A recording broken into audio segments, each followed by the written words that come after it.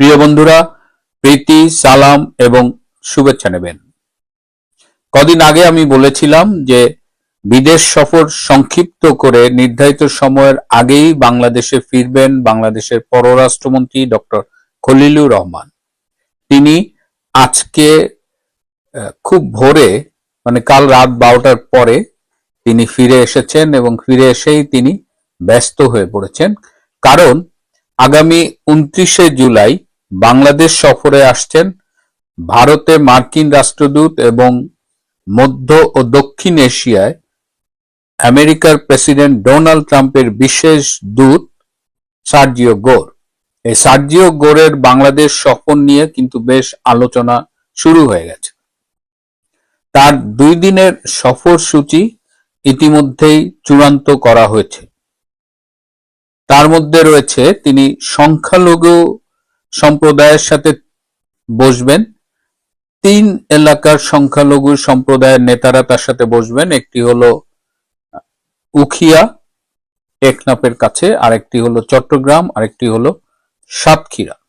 তিনি প্রধান 3টি রাজনৈতিক দলের সাথে বৈঠক করবেন। তিনি আওয়ামী লীগের প্রতিনিধি দলের সাথে বৈঠক করবেন, বিএনপির প্রতিনিধি দলের সাথে বৈঠক করবেন এবং জামাত এনসিপি তাদের একসাথে করে তাদের সাথে বৈঠক করবেন। নিঃসন্দেহে বাংলাদেশে একটি ইনক্লুসিভ পলিটিক্যাল এনভায়রনমেন্ট নিয়ে তিনি কথা বলবেন। আওয়ামী লীগের কার্যক্রমের উপরে নিষেধাজ্ঞা এটি তুলে নেওয়া, বাংলাদেশে গণতান্ত্রিক চর্চা, এই বিষয়গুলো নিয়ে তিনি কথা বলবেন। আওয়ামী লীগের প্রতিনিধি দল তার সাথে সরাসরি নাকি ভার্চুয়ালি মিট করবে, এ বিষয়টি এখনো ফাইনাল করা হয়নি। এছাড়া তিনি বাংলাদেশ ব্যাংকের একজন এক্স গভর্নর, একজন প্রাক্তন অথবা বর্তমান বিচারপতি এবং একজন শিক্ষাবিদের সাথে বসবেন। সুশীল সমাজের সাথে তিনি বসবেন। 3 জন প্রতিনিধির সাথে তিনি বসবেন। তিনি 5 জন সাংবাদিক প্রতিনিধির সাথে বসবেন। এই সাংবাদিকদের মধ্যে রয়েছেন হত্যা মামলার আসামিরা। 2 দিন তিনি খুব কর্মব্যস্ত সময় কাটাবেন। যদি সব মিটিংগুলো কভার না করতে পারে তাহলে হয়তো তার সফর কয়েক ঘন্টা বাড়তে পারে। এই সফরের খুব গুরুত্বপূর্ণ কিছু বিষয় রয়েছে। এটি একটি স্রেফ কূটনৈতিক সফর নয়, বরং তারেক রহমানের জন্য হয়তো খুব কঠিন কিছু বার্তা নিয়ে আসবেন। ইতিমধ্যেই আমাদের প্রধানমন্ত্রী তারেক রহমান তার বিভিন্ন কার্ড ভিত্তিক কর্মসূচির জন্য কার্ড বাবা উপাধি পেয়েছেন, অনেকেই রসিকতা করে বলেন। তো এবার সার্জিও গোর আমাদের কার্ড বাবা প্রধানমন্ত্রীর জন্য কি কার্ড নিয়ে আসছে।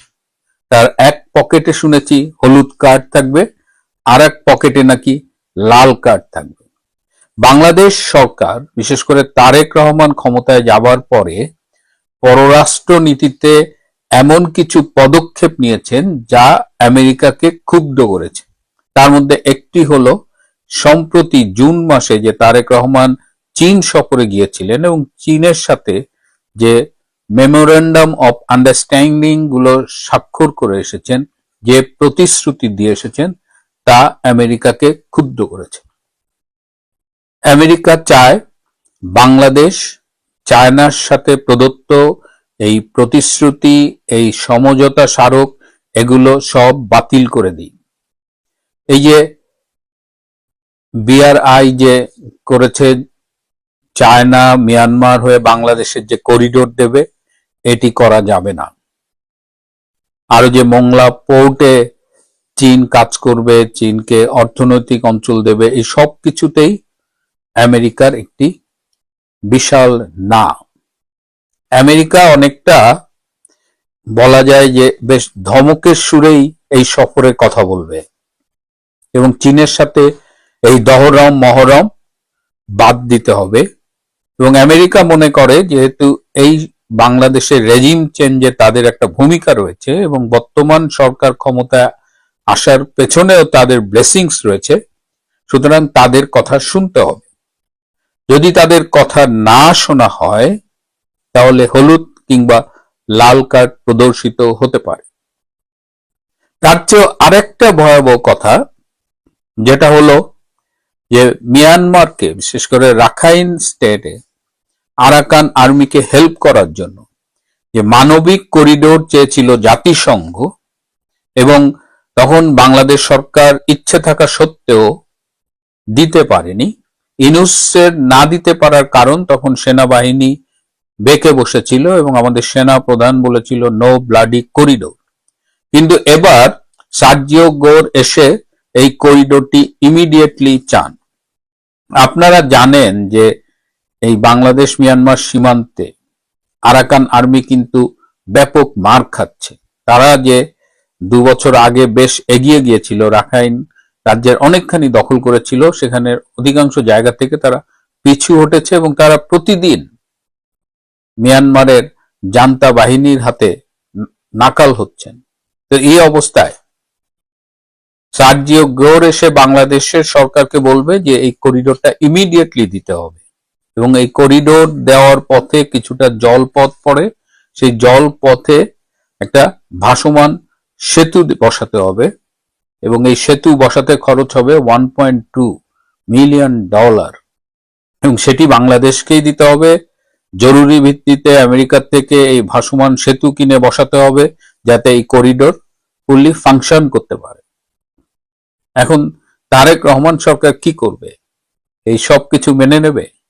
তারেক রহমান সরকার আবার এই বাংলাদেশ, পাকিস্তান, তুরস্ক, এটা একটা সামরিক চুক্তির মতো করার কথা ভাবছে। এই যে আমাদের সেনা প্রধান, তিনি জাস্ট ফিরলেন তুরস্ক থেকে 5 দিনের সফর শেষে, এবং সেখানেও এই বাংলাদেশ, টার্কি, পাকিস্তান একটা মিলিটারি ট্রিটি নিয়ে আলোচনা হয়েছে।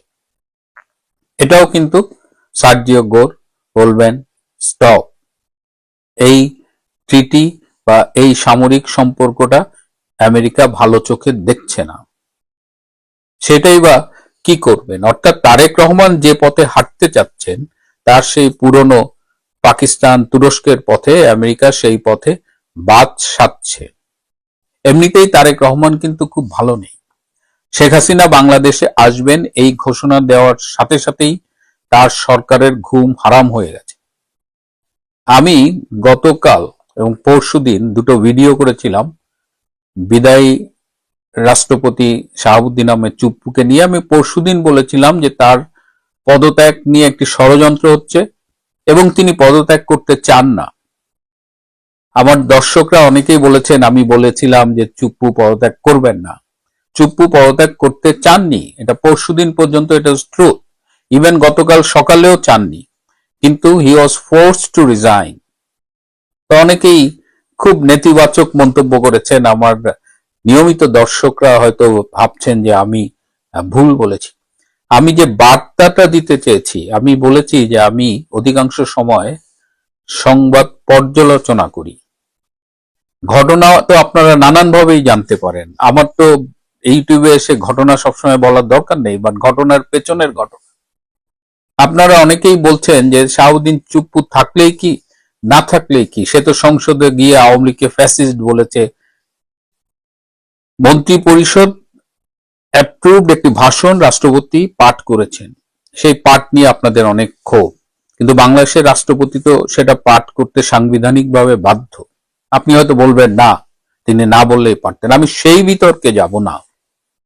কিন্তু আমরা যখন বলছি চুপ্পু থাকলেই কি, চুপ না থাকলেই কি, বা চুপ্পুকে আমরা সমালোচনা করছি, গালাগালি করছি, তখন প্রতিপক্ষ কিন্তু চুপ্পুকে আইডেন্টিফাই করতে ভুল করেনি। চুপ্পু যদি তাদেরই লোক হবে, তাহলে শেখ হাসিনা দেশে আসবেন এটা শোনার সাথে সাথে চুপ্পুকে কেন চলে যেতে হচ্ছে?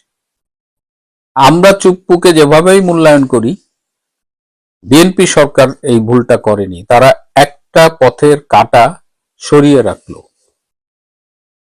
এই বিষয়টা নিয়ে একটু গভীরভাবে আমি আমার দর্শকদের ভাবার জন্য অনুরোধ করব।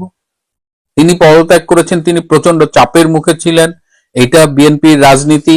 এর আগে তারেক রহমানের বাবা, সেই সময় রাষ্ট্রপতি বিচারপতি আবু সায়েম, তাকেও অস্ত্রের মুখে পদত্যাগ করতে বাধ্য করেছিলেন। এবং বিচারপতি আবু সায়েমের একটা বই আছে, অ্যাট বঙ্গভবন লাস্ট পেজ, সেখানে তিনি লিখেছেন যে এক হাতে স্টিক আর এক হাতে রিভলভার এবং বিছানার চারিপাশে অস্ত্রধারী 8-10 জন।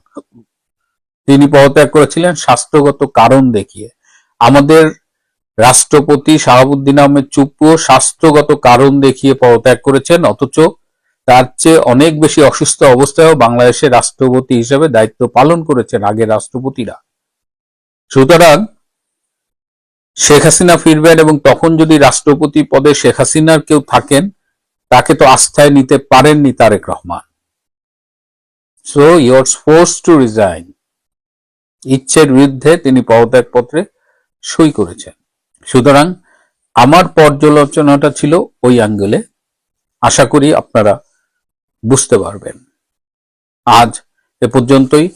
বাংলাদেশের 22তম রাষ্ট্রপতি মোহাম্মদ শাহাবুদ্দিনের পদত্যাগের ডামাডোলের মধ্যে 24শে জুলাই একটি খবর গুরুত্ব পায়নি। সেটি হলো ঢাকার মতিঝিলে মেট্রো রেল স্টেশনের নিচ থেকে ছাতার মধ্যে থাকা একটি শক্তিশালী আইইডি বোমা উদ্ধার করা হয়। এতটাই শক্তিশালী যে বিশেষ সতর্কতা নিয়ে বোমাটি নিষ্ক্রিয়করণের সময় একজন পথচারীর গায়ে স্প্লিন্টার লেগেছে। উদ্ধার হওয়া বোমাটির ধরন, এর বিস্ফোরণ ক্ষমতা ও শক্তির কথা আঁচ করতে পেরে আইন শৃঙ্খলা বাহিনীর সংশ্লিষ্টদের মধ্যে বেশ চাঞ্চল্য দেখা দিয়েছে। কারণ বোমাটি শক্তিশালী আইইডি বোমা, যাকে বলা হয় ইম্প্রোভাইজড এক্সপ্লোসিভ ডিভাইস। বোমায় ব্যবহৃত সরঞ্জাম দেখে নিশ্চিত হওয়া গেছে এটি বাংলাদেশি বানানো।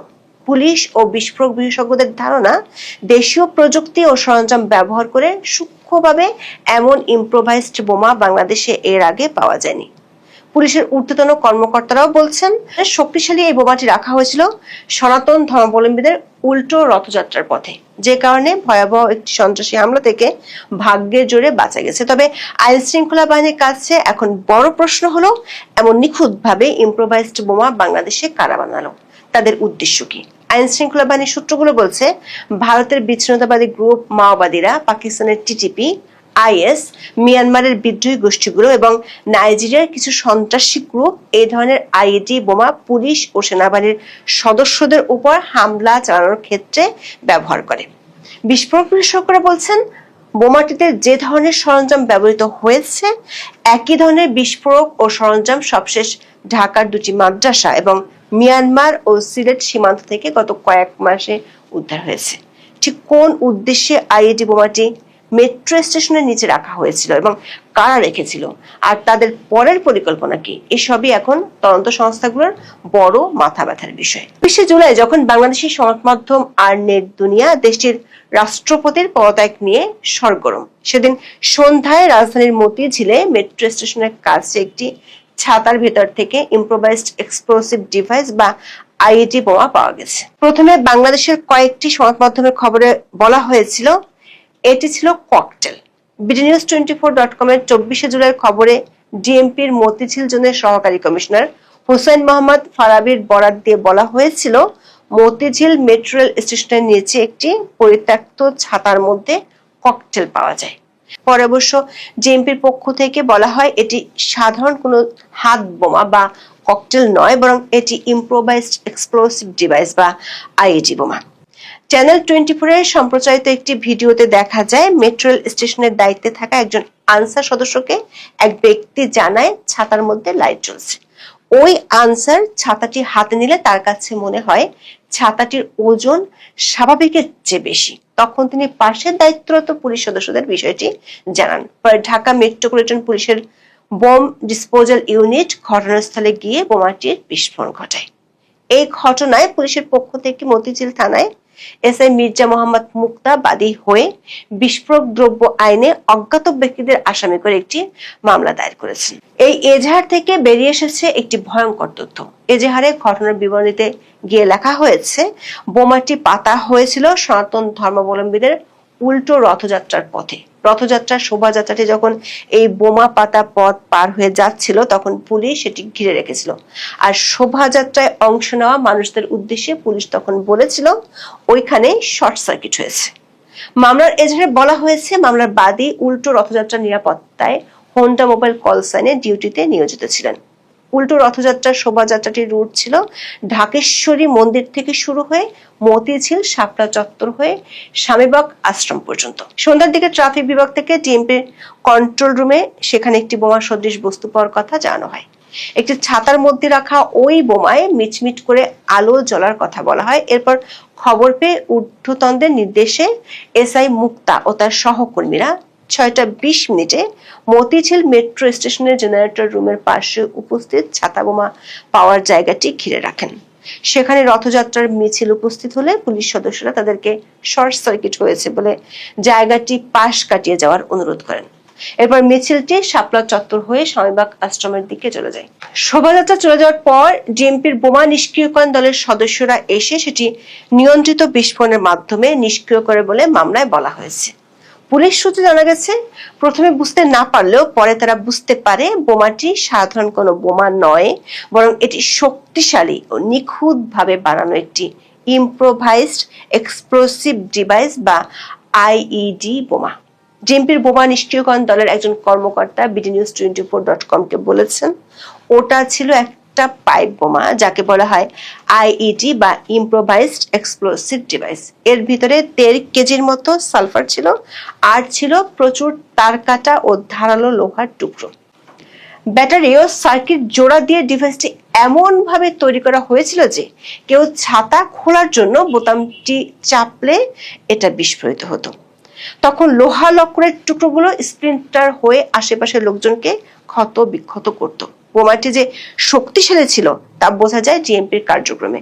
ডিএমপি বোমা ডিসপোজাল ইউনিট এলাকাটি কর্ডন করে বিস্ফোরণ ঘটিয়েছিল। তা সত্ত্বেও সেই নিষ্ক্রিয়করণের সময় একজন পথচারী আহত হয়েছেন। 66 বছর বয়সী মিরাজ আহমেদ নামের ওই ব্যক্তি শিক্ষা মন্ত্রণালয়ের কর্মচারী। তার বাম চোখে স্প্লিন্টার লেগেছে। পুলিশের সূত্রগুলো বলছে 200 মিটার বা তার বেশি দূরত্বে স্প্লিন্টার গিয়ে ওই ব্যক্তি আহত হয়েছেন। আইন শৃঙ্খলা বাহিনীর সদস্যরা বলছেন, ভয়াবহ এক বিপদ থেকে রক্ষা পাওয়া গেছে, কারণ বোমাটি এমন ভাবে ইম্প্রোভাইজড ছিল যাতে যে কেউ ছাতা খোলার বাটনে পুশ করলে বোমাটি বিস্ফোরিত হতো। তখন লোহার টুকরাগুলো স্প্লিন্টারের মতো চারদিকে ছিটকে আশেপাশের মানুষকে গুরুতর আহত বা নিহত করতে পারত। তাছাড়া ছাতার মধ্যে বোমাটি যেখানে ছিল তার কাছেই ছিল মেট্রো স্টেশনের জেনারেটর রুম। এতে আরো বড় রকমের বিপদেরও আশঙ্কা ছিল। পুলিশ কর্মকর্তাদের ভাষ্য, উল্টো রথযাত্রাকে টার্গেট করে সেখানে বোমাটি পাতা হয়েছিল বলে তারা ধারণা করছেন। সেটি আগেই শনাক্ত করতে পারে বড় বিপর্যয় এড়ানো গেছে। মামলার এজাহারে উল্লেখ করা হয়েছে, সরকার ভাবমূর্তি বিনষ্ট করতে পূর্ব পরিকল্পিতভাবে বোমা বিস্ফোরণ ঘটিয়ে জনগণের জীবন বিপন্ন করার লক্ষ্যে বোমাটি সেখানে পাতা হয়েছিল। এখানে দুটো প্রশ্ন উঠে আসে। এক, এই ধরনের আইইডি বোমা আসলে কতটা শক্তিশালী? আর 2, বাংলাদেশে এমন বোমা কারা বানায়? বিস্ফোরক অধিদপ্তরের একজন কর্মকর্তা বলেছেন, মামলার এজাহারে যেসব আলামতের কথা পুলিশ উল্লেখ করেছে সেগুলো দেখে বোঝা যায় বোমাটি বাংলাদেশি বানানো। কারণ মামলার এজাহারে সানলাইট ব্যাটারির মতো কিছু দেশীয় সামগ্রীর কথা উল্লেখ আছে। ঘটনাস্থল থেকে বোমার আলামত হিসেবে জিআই পাইপের খণ্ডিত অংশ, ব্যাটারি, বিয়ারিং এর বল পাওয়ার কথা মামলায় উল্লেখ করেছে পুলিশ। বিস্ফোরক অধিদপ্তরের কর্মকর্তারা বলছেন, উদ্ধারকৃত ডিভাইসে পাওয়া 1.5 কেজি সালফার পাইপের 2 প্রান্ত পেঁচানো ক্যাপ বা শক্ত সিমিং দিয়ে বন্ধ ছিল। সে কারণে ছাতার বাটনে পুশ করলে এটি যখন বিস্ফোরিত হতো তখন প্রচন্ড বেগে চূর্ণ বিচূর্ণ হয়ে শত শত ধারালো স্প্লিন্টারে পরিণত হতো। আর এই ধরনের ইম্প্রোভাইজড বোমায় অসংখ্য ছোট ছোট বিয়ারিং এর বল ব্যবহার করা হয়, যেগুলো বিস্ফোরণের সময় বুলেটের মতো কাজ করে। তাছাড়া স্বাভাবিক বিস্ফোরণ ঘটলে মেট্রো স্টেশনের কাজগুলো এতটা ক্ষতিগ্রস্ত হতো যে সেগুলো তখন স্প্লিন্টার হিসেবে কাজ করত। একাধিক সংস্থার কর্মকর্তারা বলছেন, বাংলাদেশে এই ধরনের সূক্ষ্মভাবে আইইডি বোমার ব্যবহার আগে দেখা যায়নি। সিআইডির কর্মকর্তারা বলছেন, এর আগে 3 বার আইইডি বোমার নজির তারা পেয়েছেন। প্রথমে 2005 সালের 17 আগস্ট সারা দেশের 63টি জেলায় একযোগে 450 স্থানে সিরিজ বোমা হামলা চালিয়েছিল জামায়াতুল মুজাহিদিন বাংলাদেশ বা জেএমবি। তবে সেগুলো ছিল মূলত কম ঘনত্বের সাধারণ টাইম ডিটোনেটিং ডিভাইস। এরপর 2016 সালে হলি আর্টিজান হামলার পর সেখানে 90 জেএমবি বা আইএস সমর্থিত গোষ্ঠীগুলো জিআই পাইপ, বৈদ্যুতিক ইগনেটর এবং ক্ষুদ্র ধাতব বিয়ারিং বলের কার্যকর সমন্বয়ে পাইপ বোমা বানাতে শুরু করে। 2021 সালে নারায়ণগঞ্জের সাইনবোর্ড, গুলিস্তান এবং বিভিন্ন পুলিশ বক্সে সব হামলা চালানো হয়েছিল, সেখানেও আইইডি বোমা ব্যবহার করা হয়েছিল। কিন্তু মতিঝিলের আইইডি বোমাটি একেবারেই ভিন্ন কৌশলে বানানো। বিশেষজ্ঞরা বলছেন, ভারতের মাওবাদী, মিয়ানমারের পিপলস ডিফেন্স ফোর্স ও আরাকান আর্মি, পাকিস্তানের টিটিপির মতো সশস্ত্র গোষ্ঠীগুলো এই ধরনের বোমা হামলা চালিয়ে থাকে। ভারতের নাগাল্যান্ড ও মণিপুরে, পাকিস্তানের পেশোয়ারে এবং নাইজেরিয়াতে গত 1 মাসে আইইডি বোমা হামলা চালিয়েছিল বিচ্ছিন্নতাবাদীরা। বিশেষজ্ঞরা বলছেন, মধ্যপ্রাচ্য, দক্ষিণ এশিয়ার বৈশ্বিক জঙ্গি সংগঠনগুলো সাধারণ মানুষের নজর এড়াতে হর হামেশাই বস্তুর ছদ্মবেশে বোমা ব্যবহার করে। এগুলোকে বলা হয় বডি ট্র্যাপড আইইডি বোমা। জঙ্গিরা ঘরের দৈনন্দিন জিনিসপত্র, প্রেসার কুকার, পানির বোতল, খেলনা, এমনকি ছাতার মতো দেখতে বস্তুর ভিতরে আইইডি তৈরি করে ফেলে রাখে এবং বিস্ফোরণ ঘটায়। কিন্তু প্রশ্ন হলো, বাংলাদেশে দেশীয় প্রযুক্তি ও সরঞ্জাম ব্যবহার করে কারা এই ধরনের বোমা বানালো? সামরিক বাহিনীর একটি সূত্র বলছে, বাংলাদেশের পার্বত্য চট্টগ্রামের বান্দরবান ও রাঙ্গামাটি অঞ্চলে কুকিচি ন্যাশনাল ফ্রন্ট বা কেএনএফ এবং তাদের সহযোগী জঙ্গি দলগুলো সশস্ত্র বাহিনীর বিপক্ষে প্রেসার প্লেট আইইডি এবং ট্রিপওয়ার আইইডি ব্যবহার করে। মতিঝিলের বোমাটিতে যেসব সরঞ্জাম ব্যবহার করা হয়েছে, একই ধরনের ইম্প্রোভাইজড এক্সপ্লোসিভ ডিভাইস চলতি বছরের এপ্রিলে বান্দরবানের নাইক্ষ্যংছড়ি সীমান্তে বর্ডার গার্ড বাংলাদেশ উদ্ধার করেছিল। আবার গত বছরের 26শে ডিসেম্বর ঢাকার দক্ষিণ কেরানীগঞ্জের হাসনাবাদ এলাকায় একটি মাদ্রাসায় বোমা বিস্ফোরণের ঘটনা ঘটেছিল। বোমা বিস্ফোরণের ঘটনার পর সেখানে অভিযান চালিয়ে 400 লিটার তরল রাসায়নিক ও বিপুল পরিমাণ বিস্ফোরক তৈরির সরঞ্জাম উদ্ধার করেছিল পুলিশ। ওই ঘটনায় পুলিশের তদন্তে বেরিয়ে এসেছিল, আইএস মতাদর্শী উগ্রপন্থী সংগঠন 90 জেএমবি সদস্য শেখ আলামিন ছিলেন মাদ্রাসাটির পরিচালক। তার বিরুদ্ধে রাজধানী ঢাকা সহ এর আশেপাশের বিভিন্ন থানায় সন্ত্রাস বিরোধী আইনে অন্তত 7টি মামলা রয়েছে। পুলিশ কর্মকর্তারা বলছেন, কেরানীগঞ্জের ওই মাদ্রাসা থেকে একই ধরনের বোমা তৈরির সরঞ্জাম উদ্ধার করা হয়েছিল। মজার ব্যাপার হলো, কেরানীগঞ্জের বিস্ফোরণের মামলায় গ্রেপ্তার শেখ আলামিন ও অলিউল্লাহর অভিযোগের ভিত্তিতে আন্তর্জাতিক অপরাধ ট্রাইব্যুনালে এক পুলিশ কর্মকর্তার বিচার চলছে। পুলিশের একাধিক সংস্থার কর্মকর্তারা মনে করেন, 24-এর 5ই আগস্ট আওয়ামী লীগ সরকারের পতনের পর বিভিন্ন জঙ্গি সংগঠনের অনেক সদস্য কারাগার থেকে পালিয়ে যান, অনেকে জামিনেও মুক্ত হন। আইন শৃঙ্খলা রক্ষাকারী বাহিনীর কর্মকর্তাদের ধারণা, জামিনে মুক্ত হওয়ার পর 90 জেএমবির এই দল বোমা ও বিস্ফোরক মজুত করা শুরু করে। কেরানীগঞ্জের বিস্ফোরণের ঘটনায় বিষয়টি প্রকাশ পায়। পরবর্তী সময় আরো 2টি বিস্ফোরণ ও পুলিশের উপর হামলার ঘটনায় এই উগ্র গোষ্ঠীকে নিয়ে নিরাপত্তা উদ্বেগ আরো স্পষ্ট হয়। তাছাড়া বাংলাদেশের জঙ্গিদের একটা গ্রুপ কুকিচেনের অধীনে প্রশিক্ষণ নিয়েছিল, কিন্তু 24 আগস্টের পর পুলিশের যে অবস্থা, তাতে জঙ্গিদের নিয়ন্ত্রণ কঠিন হয়ে পড়েছে। জঙ্গিবাদ দমনে আওয়ামী লীগ আমলে পুলিশের 2টি বিশেষায়িত ইউনিট, অ্যান্টি টেরোরিজম ইউনিট বা এটিইউ এবং counter terrorism and transnational crime বা সিটিটিসি ছিল, কিন্তু 24 আগস্টের পর সেগুলো নাম সর্বস্ব সংস্থায় পরিণত হয়েছে। বিএনপি সরকার ক্ষমতায় এসে এই দুটো এক করে একটি প্রতিষ্ঠান করার প্রস্তাব দিয়েছে। এমন পরিস্থিতিতে একেবারে নিখুঁত কায়দায় কিন্তু শক্তিশালী এমন ইম্প্রোভাইজড বোমার যে অশনি সংকেত পাওয়া গেল, তা ঠেকানো যাবে কিভাবে? এখন এ পর্যন্ত সবাই ভালো। শেখ হাসিনার সঙ্গে দেখা করে এসেছি, আমি যতটা বুঝেছি তার মনোবল দৃঢ় রয়েছে, তিনি আত্মপ্রত্যয়ী, তিনি বিশ্বাসী, বাংলাদেশ নিয়ে তার উদ্বেগ উৎকণ্ঠা রয়েছে, বাংলাদেশ নিয়ে তার পরিকল্পনা রয়েছে এবং বাংলাদেশকে তার ঋতগৌরব পুনরুদ্ধার করে মুক্তিযুদ্ধের চেতনার স্থানে কিভাবে প্রতিষ্ঠিত করা যায় সেজন্য তার পরিকল্পনা গ্রহণ করছেন। তার ভিতরে কোন রকম শঙ্কা, কোন রকম আতঙ্ক অথবা তিনি কোনোভাবে বিধ্বস্ত হয়েছেন এ জাতীয় কোনো পরিস্থিতি দৃশ্যমান হয়নি। এক কথায় বলতে পারি, তিনি শারীরিকভাবে সুস্থ আছেন, মানসিকভাবে সুস্থ আছেন, বরং তার অভিজ্ঞতার ভান্ডার সমৃদ্ধ হয়েছে। তিনি পরিকল্পনা গ্রহণ করছেন এবং প্রতিনিয়ত তিনি কাজ করছেন কিভাবে বাংলাদেশকে এই যে জঙ্গি স্বাধীনতা বিরোধী প্রতিক্রিয়াশীল চক্র সংবিধান লঙ্ঘ করে বাংলাদেশের ধারাবাহিকতা যে বিঘ্ন করেছে, এর থেকে কিভাবে উত্তরণ করা যায় সেজন্য তিনি দিনরাত কাজ করছেন, এটা আমার বিশ্বাস।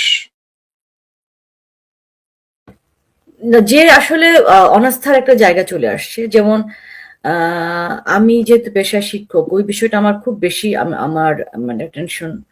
যেমন শিক্ষক শিক্ষার্থী যে সম্পর্ক, আপনারা যেটা দেখে এসেছেন, আমরাও যেটা দেখে এসেছি, মানে আমাদের পর্যন্ত ছিল বা তার পরেও ছিল, সেই শ্রদ্ধা ভালোবাসার জায়গাটা সেটা একেবারেই নষ্ট হয়ে গেছে। সেই আস্থার জায়গা ফিরে আসার জন্য আইন অঙ্গনে যেটা ঘটেছে, মানে আমরা সবসময় জানি যে কোর্ট হচ্ছে সবচেয়ে নিরাপদ জায়গা, সে যেই হোক।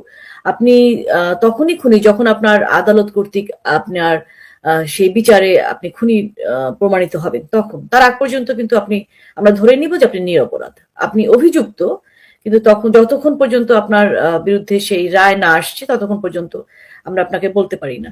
বাট সেখানে আমরা দেখেছি যে বিচারের জন্য নিয়ে যাওয়া হয়েছে এবং সেখানে যে মব সন্ত্রাস, সেখানে যেভাবে মারধরের শিকার, আহত করে ফেলা। তো এই জায়গায় যে আস্থার জায়গা, আদালত কি আবার ফিরে পাবে, বা এই বিষয়ে আমাদের প্রিয় নেত্রীর আসলে সেই হোমওয়ার্ক বলেন, বা আপনারা যারা আছেন আপনারা কি কাজ করছেন কিনা? দেখুন, বাংলাদেশে এখন স্বাভাবিক কোনো ব্যবস্থা বিদ্যমান নেই। আইনের শাসন নাই, প্রশাসনিক ব্যবস্থা নাই, সাংবিধানিক প্রতিষ্ঠানগুলি ধ্বংস হয়ে গেছে, বিচার ব্যবস্থা নাই, এবং নিয়মের অধীনে যা কিছু করার তার কোনো কিছুই বিদ্যমান নাই। শেখ হাসিনাকে যখন ক্ষমতা থেকে সরানো হয়, তখন কিন্তু প্রক্রিয়াটা ছিল গণতান্ত্রিক উপায়ে নির্বাচিত একটা সরকার ক্ষমতায় ছিল, এবং সেটা সাংবিধানিক প্রক্রিয়ায়। সেই সরকারকে যে প্রক্রিয়ায় মেটিকুলাস ডিজাইনের মাধ্যমে উচ্ছেদ করা হয়, সেটা ছিল দীর্ঘদিনের পরিকল্পিত ষড়যন্ত্রের একটা সফল মঞ্চায়ন। সেখানে বিভিন্ন শ্রেণী পেশার মানুষদের অংশগ্রহণ করাতে সক্ষম হয়, বিপুল পরিমাণে বিদেশি এবং দেশি অর্থ বিনিয়োগ করা হয়। শুধু তাই না, এর সঙ্গে বঙ্গবন্ধু কন্যা শেখ হাসিনার আশপাশে যারা ছিলেন, এদের ভিতরে একটা অংশকে অকার্যকর বা বিশ্বাসঘাতকে রূপান্তরিত করা হয়। রাজনৈতিক শক্তিকে সাম্প্রদায়িক শক্তির বিপক্ষে দাঁড় করিয়ে সাম্প্রদায়িক এবং উচ্ছৃঙ্খল শক্তিকে শক্তিশালী করা হয় প্রশাসনিক, বিদেশি, আর্থিক বিভিন্ন বলয় থেকে। এর মাধ্যমে কিন্তু একটি প্রতিষ্ঠিত গণতান্ত্রিক প্রক্রিয়াকে নষ্ট করে দেওয়া হয়। তার ধারাবাহিকতায় কিন্তু প্রধান বিচারপতি সহ সুপ্রিম কোর্টের বিচারপতিদেরকে শারীরিকভাবে আঘাত করা হবে, তাদের বাড়িতে হামলা করা হবে, সুপ্রিম কোর্টে আগুন দিয়ে পুড়িয়ে দেওয়া হবে, এমনি হুমকি দেওয়া হয়। সেই হুমকি শুধু না, ফিজিক্যালি সেখানে উপস্থিত হয় মবরা, আর তাকে পৃষ্ঠপোষকতা দেয় সেই সময় অবৈধভাবে ক্ষমতা দখল করা আইন মন্ত্রণালয়ের দায়িত্বে নিয়োজিত আসিফ নজরুল এবং প্রশাসনের অন্যান্য ব্যক্তিরা। এভাবে বিচার ব্যবস্থাকে আজ্ঞাবহ করা হয়। পরবর্তীতে একদিনে একটা নোটিশ দিয়ে 18 জন সিনিয়র বিচারককে সরকারি কর্মচারীদের বাধ্যতামূলক অবসরে পাঠাবার আইন, যেটা বিচারকদের ক্ষেত্রে প্রযোজ্য না, সেটা দিয়ে তাদেরকে বাড়িতে পাঠানো হয়। সুপ্রিম কোর্টের বিপুল সংখ্যক বিচারপতিদেরকে, হাইকোর্ট ডিভিশন এবং অ্যাপিলেট ডিভিশন, তাদেরকে কাউকে জোর করে পদত্যাগে বাধ্য করা, কাউকে অপসারণ করা, কাউকে বিচারিক ক্ষমতার থেকে সরিয়ে দেওয়া, এভাবে গোটা বিচার বিভাগকে পুরোপুরি মব সংস্কৃতির অধীনে নিয়ে যাওয়া হয়েছে, এবং সেই ধারাবাহিকতা এখনো অব্যাহত রয়েছে। এখনো বিচার বিভাগ ইন্ডিপেন্ডেন্টলি কাজ করতে পারে না। চট্টগ্রামে, কক্সবাজারে, বরিশালে, ঢাকায় বিভিন্ন জায়গায় দেখা যাচ্ছে বিচারকদের আদালত প্রাঙ্গণে অপমান করা হচ্ছে। বিচার অঙ্গনে নিয়ে যাওয়া গ্রেপ্তারকৃত রাজনৈতিক নেতা, বীর মুক্তিযোদ্ধা, সিনিয়র সিটিজেনদেরকে কোর্ট অঙ্গনে মারধর করা হচ্ছে। যে নৈরাজ্য বাংলাদেশ তো দূরের কথা, তদানীন্তন পূর্ব পাকিস্তানের ইতিহাসে ঘটেনি। অর্থাৎ বিচার বিভাগের কাস্টডিতে নিয়ে যাওয়া মানুষদেরকেও ফিজিক্যালি সেখানে অ্যাসল্ট করা হচ্ছে, এবং আদালত কোনো প্রতিকার দিতে পারছেন না। বিচারক কোনো কথা বললে পরের দিন তাকেই সরিয়ে দেওয়া হচ্ছে। অর্থাৎ টোটাল জুডিশিয়ারিটা কন্ট্রোল বাই দি এক্সিকিউটিভ, এবং executive control by the mob, অর্থাৎ উচ্ছৃঙ্খল গোষ্ঠীর দ্বারা কন্ট্রোল। আইন শৃঙ্খলা বলতে যেটা বোঝায় পুলিশ এবং অন্যান্য অ্যাডমিনিস্ট্রেশন, সেটা তো বাংলাদেশের প্রায় 400টি থানা পুড়িয়ে দেওয়া, পুলিশকে হত্যা করা, পুলিশদের বিরুদ্ধে হত্যাকাণ্ডের ঘটনায় কাউকে বিচার করা যাবে না, এমন একটি সংস্কৃতি করে রাস্তাঘাটে সর্বত্র এক্সট্রা জুডিশিয়াল কিলিং এর শিকার হচ্ছে আওয়ামী লীগ সহ মুক্তিযুদ্ধের পক্ষের শিক্ষক, সাংবাদিক, বুদ্ধিজীবী, আইনজীবী, শিল্পী, সাহিত্যিক, আইনজীবী, এরকম ভাবে। অর্থাৎ সেখানে নাই। বিচার ব্যবস্থার বাইরে যদি আমরা দেখি, ইলেকশন কমিশনটাকে নিজেদের ইচ্ছা মতো গঠন করা হয়েছে, পাবলিক সার্ভিস কমিশনকে নিজেদের ইচ্ছা মতো গঠন করা হয়েছে, মানবাধিকার কমিশনকে নিজেদের মতো গঠন করা হয়েছে, দুর্নীতি দমন কমিশনের একই বিধ্বস্ত অবস্থা।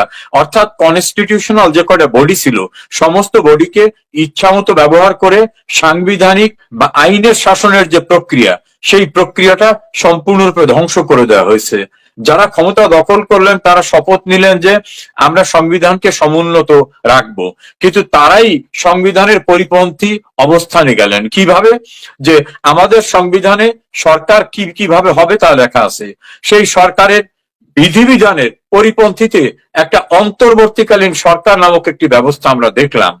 আমি প্রায় 40 বছর আইন পেশায় আছি, আমি একজন সিনিয়র লয়ার, আমি আইনজীবীদের নেতা ছিলাম। কনস্টিটিউশনে যেটা নাই সেটা করা যাবে না। সংবিধানের আর্টিকেল 7 এবং আর্টিকেল 7 এর সাব আর্টিকেল 2 তে বলা হয়েছে যে এই সংবিধানে যা নাই তা করা যাবে না, কারণ এই সংবিধানটা হচ্ছে দেশের সর্বোচ্চ আইন। তো সেখানে সংবিধানে যে সরকার ব্যবস্থা নাই, তেমন একটি সরকার, আজগুবি কাল্পনিক একটা সরকার তৈরি করা হলো, এবং সেখানে দায়িত্ব দেওয়া হলো যাদেরকে, তারা কেউ জনগণ কর্তৃক নির্ধারিত না। আবার সংসদটাকে ভেঙে দেওয়া হলো অবৈধভাবে। অর্থাৎ সংসদ ভাঙতে গেলে আমাদের সংবিধানে বলা আছে, হয় সংসদ নেত্রী অর্থাৎ প্রধানমন্ত্রী গিয়ে রাষ্ট্রপতিকে বলবেন এই সংসদ ভেঙে দেন, তাকে ফিজিক্যালি বলতে হবে, লিখিতভাবে, অথবা সংসদের মেয়াদ শেষ হতে হবে, অথবা সংসদ নেতা তার কার্যকাল শেষ হয়ে যাবে। এই 3টি গ্রাউন্ড হতে পারে, এই 3টির একটি গ্রাউন্ড না। শেখ হাসিনা সংসদ ভাঙতে বলেন নাই, সংসদের মেয়াদ শেষ হয় নাই, শেখ হাসিনার এমপিশিপটা সেটা সিজ হয় নাই, হঠাৎ করে রাষ্ট্রপতিকে দিয়ে জোর করে সংসদ ভেঙে দেওয়া হলো। আবার ধরুন, আমি কথার কথা যুক্তির খাতির ধরলাম যে সংসদ ভেঙে দিল, সংসদ ভাঙার কতদিন পরে আরেকটি নির্বাচন হবে সেটা লেখা আছে, সেই পিরিয়ডের ভিতর কোনো নির্বাচন হলো না। একটা ইলেকশন কমিশনকে গঠন করতে পারবে, আইনে লেখা আছে কনস্টিটিউশনাল বডি কর্তৃক ইলেকশন কমিশন নির্ধারিত হবে। ইনুস ইলেকশন কমিশন গঠন করলো, যে ইনুস নিজেই ছিল সম্পূর্ণ অবৈধ। তো অবৈধ ব্যক্তি কর্তৃক গঠিত ইলেকশন কমিশন সেটাও ছিল অবৈধ, সেই ইলেকশন কমিশন কর্তৃক অনুষ্ঠিত নির্বাচন সেটাও ছিল অবৈধ। অর্থাৎ ইউনুস অবৈধ, ইউনুসের দ্বারা গঠিত ইলেকশন কমিশন অবৈধ, সেই ইলেকশন কমিশন কর্তৃক সংগঠিত নির্বাচন সেটা ছিল অবৈধ। তাহলে সেই নির্বাচনে যে সরকার, সেটাকে আমরা বৈধ বলার মতো কোনো অবস্থা নেই। ফলে এই যে আমি ক্রোনোলজিক্যাল ঘটনাটা বললাম, এই সবটাই কিন্তু আমার মন গড়া বা রাজনৈতিক কারণে বলছি না, এটা আমার সংবিধানে যেটা বলা আছে আমি সেই জায়গা থেকে বলছি। দ্বিতীয়ত, রাষ্ট্রপতিকে দিয়ে একটা অধ্যাদেশ দিয়ে যুদ্ধ অপরাধ ট্রাইব্যুনালকে নতুন আঙ্গিকে সাজানো হলো। এখন আমাদের সংবিধানের আর্টিকেল 93 বলা আছে রাষ্ট্রপতি অধ্যাদেশ জারি করতে পারবেন। কোন কোন ক্ষেত্রে পারবেন? যখন সংসদ সেশনে থাকবে না অথবা জরুরি প্রয়োজন হবে, তবে তবে দিয়ে 3টি দফা লেখা আছে। সংবিধানে যেটা নাই এমন কোন অধ্যাদেশ রাষ্ট্রপতি জারি করতে পারবেন না। দ্বিতীয়, সংসদ যে আইন তৈরি করতে পারবে না তেমন কোন অধ্যাদেশ তিনি জারি করতে পারবেন না। চতুর্থত, কনস্টিটিউশনাল ডিক্লামের বাইরে যেতে পারবেন না। তা আমাদের রাষ্ট্রপতিকে এই অধ্যাদেশ জারি করতে হলে একটা অথরিটি অনুরোধ করতে হবে, সেই অথরিটিকে নির্বাচিত একটা বডি, তা নির্বাচিত বডি তাকে অনুরোধ করেন নাই। আর যে আইন সংসদ পাশ করতে পারবে না, যে আইন সংসদে মানে